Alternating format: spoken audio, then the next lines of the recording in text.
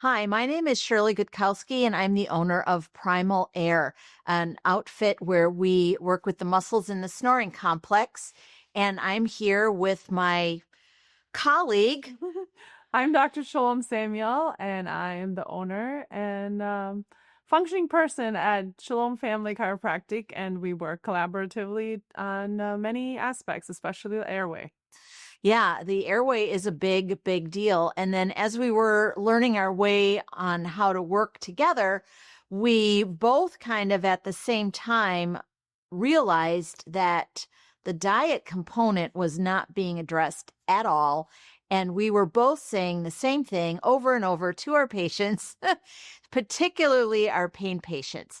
So we've been collaborating now on delivering this nutrition message with the Primal Family Table. Yeah, and we chose this name as Primal. Well, first because she's Primal Air, but we wanted people to think about how did food evolve. So we had to, in order to figure that out, we had to go back in time, literally. And there's so many things that we have missed in the present diet. And so we have to go back to figure out what we are missing and how to repair the things that we've lost. We are like super amped up about this whole series. For one, it runs counter to the traditional wisdom. And we've been following the science on these topics for a long time, years. In my case, I've been doing this kind of thing for, I don't know, for a couple of decades already. I've been very interested in nutrition, and it occurred to me that people have been eating for a really long time on this planet. And why are we so confused? We're getting mixed messages from everywhere. My own mother said to me, you almost need to go to college in order to know how to eat. And finally, I just said to her, you know what you need to do is you need to eat whatever they were eating 200 or 300 years ago, or maybe even 1,000 years ago, in order to figure it out and make it be very simple, because you don't have to know cellular metabolism in order to eat right. Just go back to the cave paintings. What did they draw? No one drew broccoli and cauliflower. There are no salad bowls on the walls. It's always animals.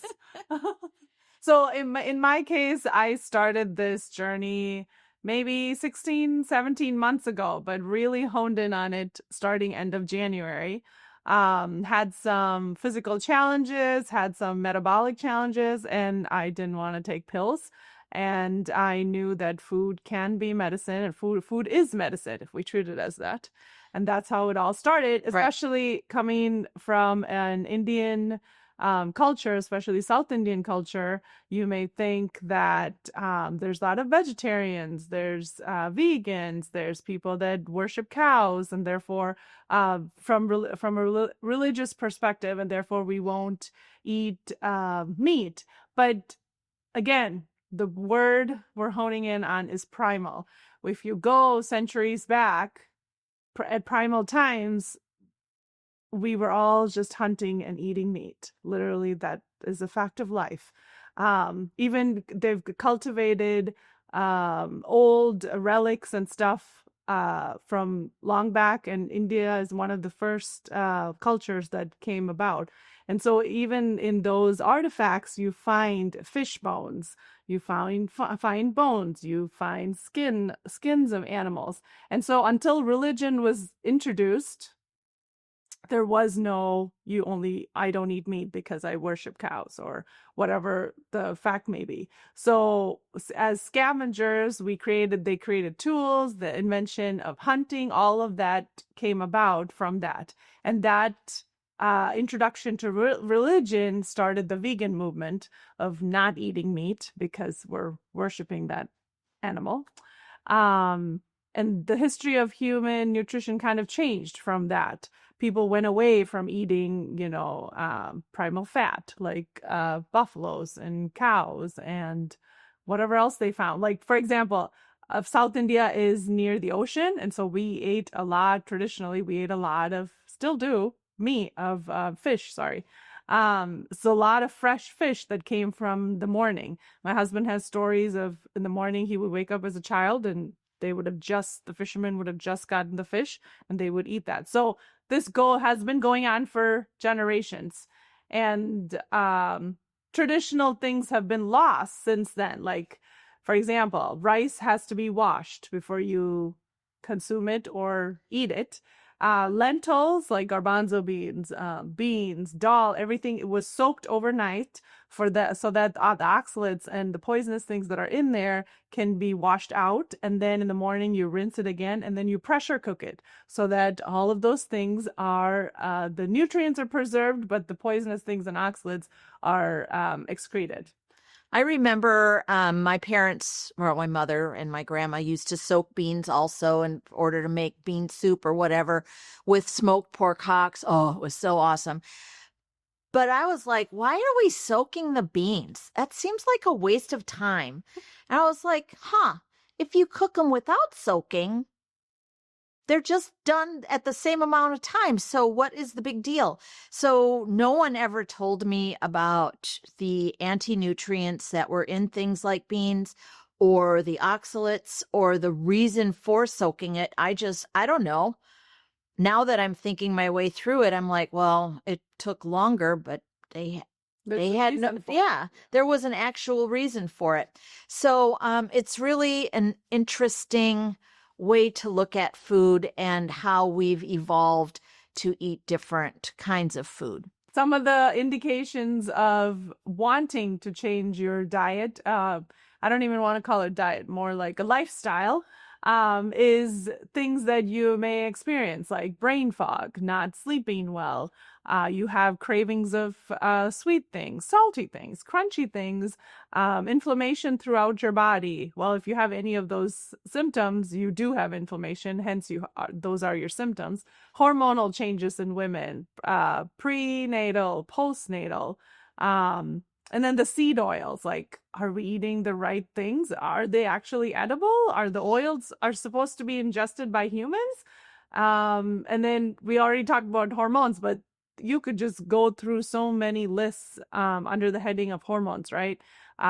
Difficulty conceiving, period problems, endometriosis, so many things. And all of those things stem from inflammation in your body from the bad habits that we've accumulated through our years. Yeah, I'm not a fan of using the word habit because it was taught to us.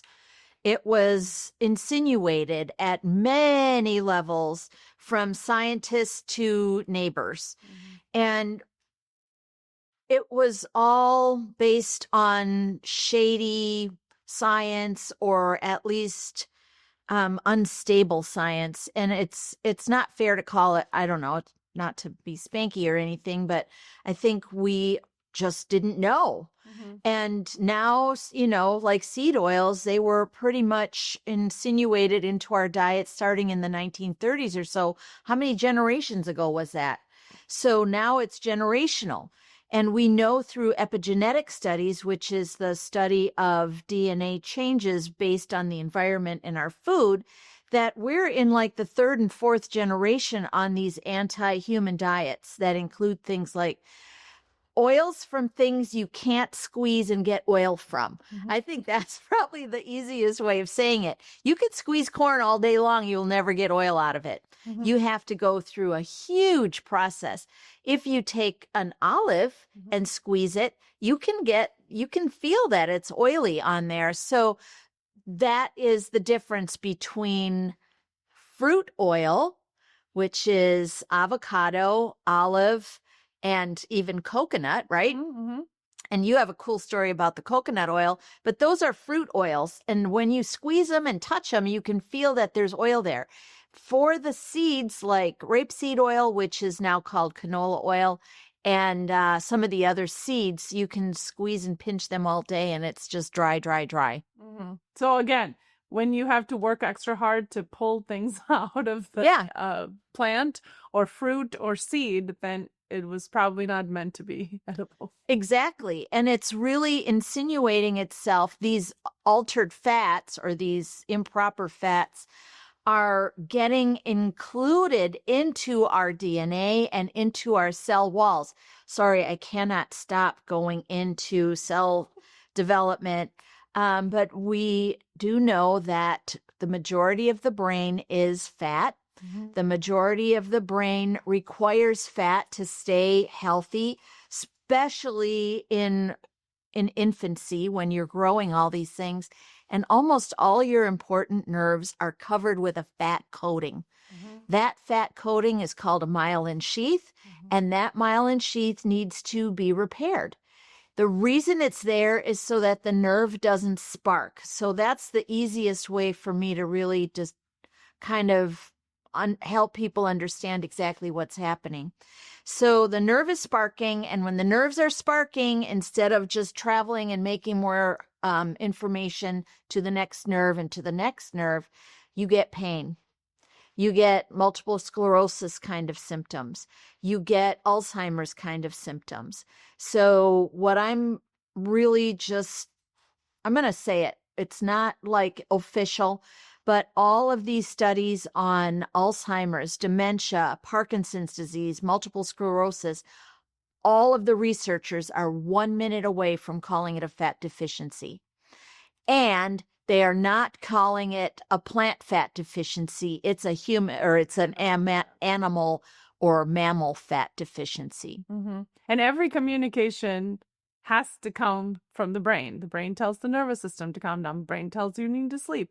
But if any of these interactions within these nerve endings are not, they don't have the right nutrients to communicate, then those communications don't happen. And therefore we have issues. And the issues are widespread. That's part of the problem, because it almost sounds magical. And then if it's too good to be true, it probably is. But we're all living in our third generation of a fat-free diet and, fat removed from everything. And, oh my God, you have to take the skin off the chicken because heaven forbid you would get any chicken fat. Oh, but you can slather it with mayonnaise and sprinkle it with Parmesan cheese and bake it. That's okay. It's just so crazy. And when we're talking about these appropriate fats, so the saturated fat and the fruit fat, as I mentioned, olive oil, coconut oil, and avocado, right? It gets insinuated into the cell wall. Now, I'm sure everyone has mentioned or has been in a room where metabolic health has been addressed. And they're talking about insulin resistance and all of these other things that really do start at the cellular level. For instance, if you eat a lot of the plant fats, so those are generally called linoleic acid is the top one, those fats get into the cell walls because we have, our tissues reconstitute themselves constantly throughout the day and throughout time. Skin is probably the fastest. The heart muscle takes a little bit longer, but all those cells break down and you have new cells. If you have those if you have those plant fats incorporated into the cell wall becomes broken. Now, in the graphic, you're going to see the saturated fat molecule and the unsaturated fat molecule. And next to it, you're going to see those cell wall drawings where the saturated fat is straight up and down. The plant fats all have a kink. When those kinked molecules get into the cell wall, the little chutes that go through the cell wall that communicate the outside of the cell to the inside are inefficient.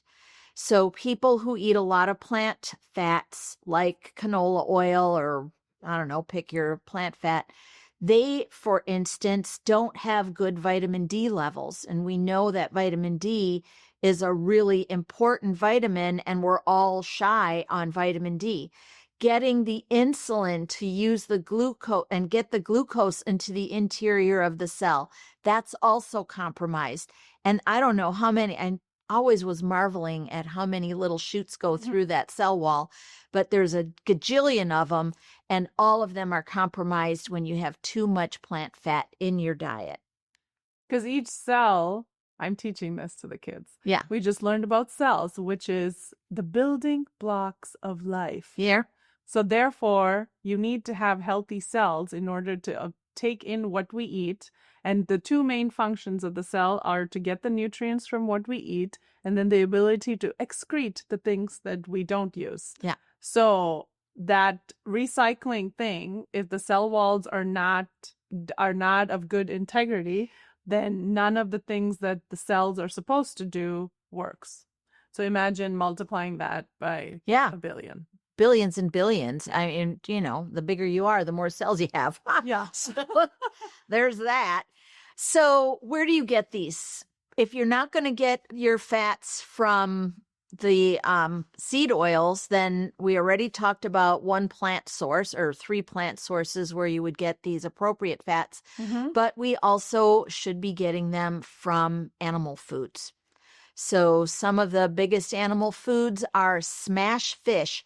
So smash is an acronym for, let's see if I can do it, sardines, mackerel, anchovies, salmon, and herring. Yeah. All our favorites. Those are the fatty fish. They will provide you with the right kind of fat to help your cells form appropriately, and they're small. The smaller the fish, the less time they are exposed to the toxins that are in the ocean. Mm-hmm. We're talking about microplastics and mercury and I don't know what other garbage is in there. Mm-hmm. So they're not like bigger fish Trout. that you might want to eat, would be exposed longer to that.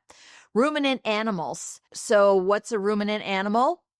With Your favorite? multiple chambered intestines. Stomachs, yes. Yeah. Yeah.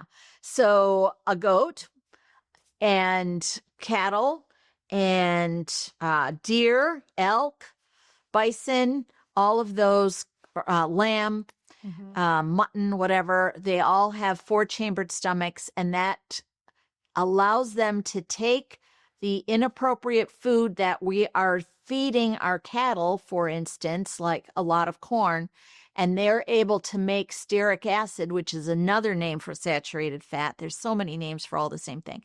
And they're able to make the appropriate fat from those foods. So it's like a pressure cooker. Yeah. Yeah.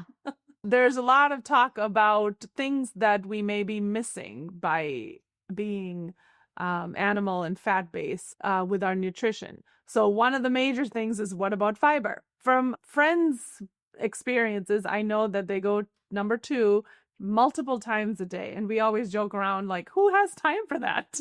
You know, because they're eating a lot of salads and this and that. Even though plants take longer to digest, you have more fiber, yes. But did you know that fiber is not classified as an essential nutrient? And it just because you go a lot doesn't mean it's efficient. You could go once or twice, but be efficient. And she doesn't even agree with twice. So just once and be efficient again. So it makes improved digestion, meaning you are changing the acidity of your microbiome in your gut, and therefore you're efficiently digesting and excreting at the right volume. So it also decreases a lot of bloating. So I don't know if you've noticed, but if you eat a lot of plants, you're also more gassy. Have you noticed? Well, I don't even remember because we've not been in it. I never paid attention, so I really don't know. A lot of bloating and stuff. So when you're on low fiber diets too, so then eating enough protein and fat is the best combination for you to actually process the foods in the right way and change it. So fiber, again, is not an essential nutrient in your system.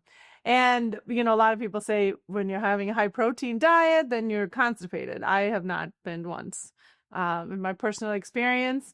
And again, like I said, stool volumes may decrease, but regularly and efficiently improves due to the gut irritation is just reduced drastically.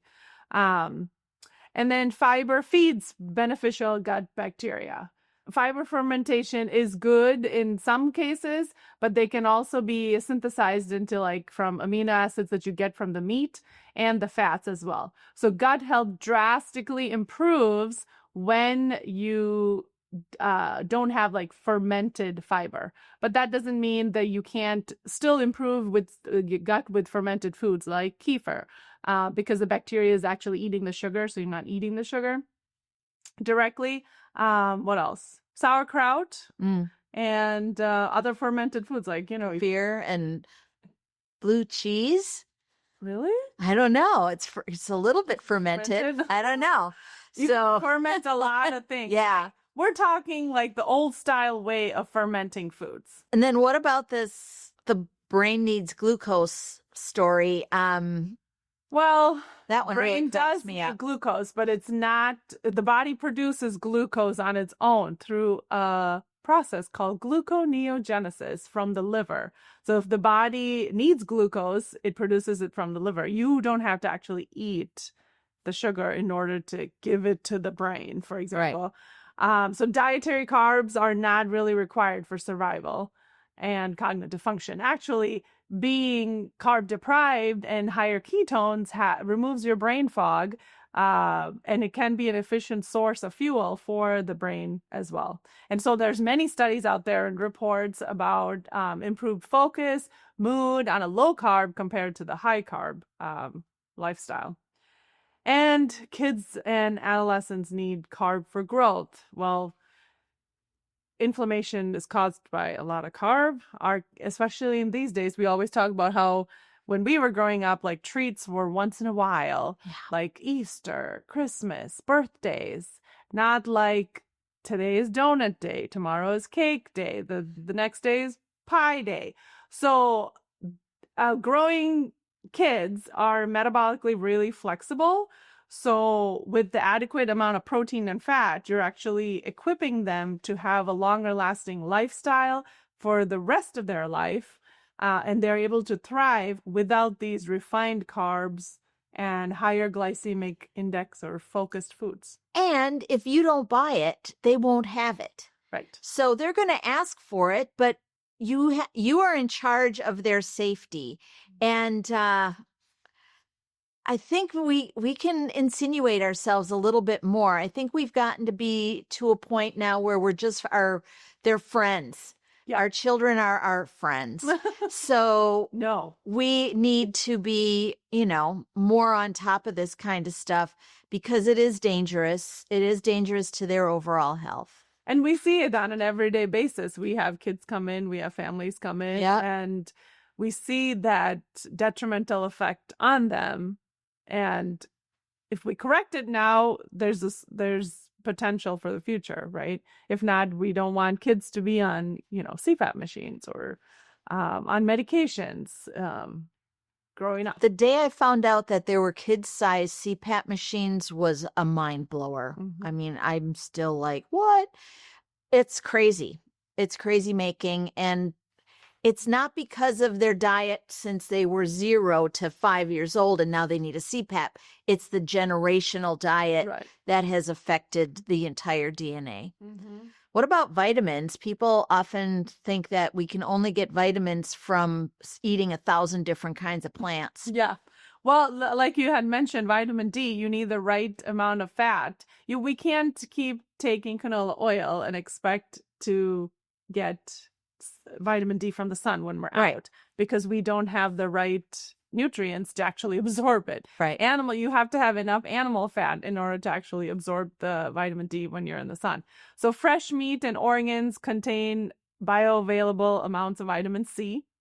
So you don't really need to take supplements if you're eating the right foods. I know you like the scurvy story better. Well, vitamin C is especially a touchy subject because of the benefits of using vitamin C to overcome a cold or all of these different things. And yes, maybe it is true if you are a carb eater. So if you spend most of your calories on carbohydrates, you can benefit from more vitamin C, and you're going to need more vitamin C. If your body is healthy and you've been consuming appropriate amounts of protein and saturated fats, the need for vitamin C is almost zero. Yep. So you really just don't need it. And the meat is the only diet, or a high meat diet. It's the only one you don't need to take vitamins for, because everything's in there. Yep. We have been using some very interesting tools in order to get this to move along here. And one of them is the ketone monitor, which is what I use almost every day, maybe a couple of times a day. I was able to monitor my glucose, my blood glucose, and the amount of ketones that were produced. So that is one of the cool tools. You are right now using a continuous glucose monitor, CGM. Yep, CGM, so it monitors. So I'm borderline pre-diabetic, so I don't want to be a diabetic, hence one of the reasons for this change. So I have a glucose monitor that monitors all my blood levels, glucose levels throughout the day. So I've been able to experiment if I eat breakfast, if I don't eat breakfast, if I go for a walk, if I go for a run, if I lift weights, how my things change. And it takes a while, right? Like I've been abusing my body for whatever long with the bad foods and choices. So it's only been 9 months now on a strict animal fat based lifestyle. So it takes a while, but I'm seeing persistent changes that my glucose levels have gone way down. So your average glucose is much less. Yeah. Than it was when you started, which is what, 6 weeks ago you started wearing the CGM? I started in January, and then I took a break because nothing was changing. And then now I'm on it, and now I can see a drastic difference. Yeah, it's crazy how easy it is to make little changes, and how like eyebrow raising it is when you're looking at your CGM. Like, is this working? Is this working? It's never going down. And then the other thing is salt. Oh, yeah. So we are salt-based animals. I don't know if that's maybe over the top a little bit, but we do need salt in our diet. This anti-salt diet that we've been on, and this finger wagging about too much salt, is only if you're eating too many carbs. So when you get to a strict human diet, then you really need to make sure you're getting enough salt. If you're going to eat steak every day, all your steak should be salty-ish. With the right salt, too. Well, yeah. So the iodized salt is pretty much, I don't know, it just removed a lot of stuff, and then they added some more stuff in. But the real salt is actual salt. Himalayan salt is actual salt that has all the nutrients. So we're going to leave you with one assignment before we, a 3-part assignment before we close out this short introduction to the Primal Family Diet. And that is to start reading labels. You'll be shocked, shocked. I just bought some preformed hamburgers from the grocery store in the meat department. I get it home. What's in there? Beef, natural flavorings. What? Who thought that you would have to even look at a label like that? So I think that would be good. Yeah, and even like seasonings. They add like butter and garlic was the seasoning, and of course it's powdered, but it already has butter. Why does it need canola oil in there? Oh, I don't know. There you go. So it's very important. It's a habit to read labels. I've taught my girls to read labels now, and before they take anything, can I have this? They'll read the labels. If there's items like coloring and canola oil and all this stuff, they know that we're not going to get it. And so there's also different names for things that you may have to get familiar with, like dextrose. You can say no sugar on the front label, but then in the back it'll say dextrose or corn syrup or any of those different names. And also even your bacon or sausage, you could get it fresh from the grocery store, but look at the label and see if there's any added sugars in there, additives as well, because that has an impact, especially when you're trying to heal. Yes, that 1 gram or 2 gram will have an effect in the beginning. Well, especially because if you don't know you're having it, it's 2 grams here, it's 3 grams there, it's 14 grams over here. Yep. So just get used to looking at the labels and just be shocked at what you're going to find. Yes. So my name is Shirley Gutkowski. I'm Dr. Shalom Samuel. And we are developing the Primal Family Table, and stand by for our new course that will be online for the first time in January of 2026. So let us know if you'd like to be on our list.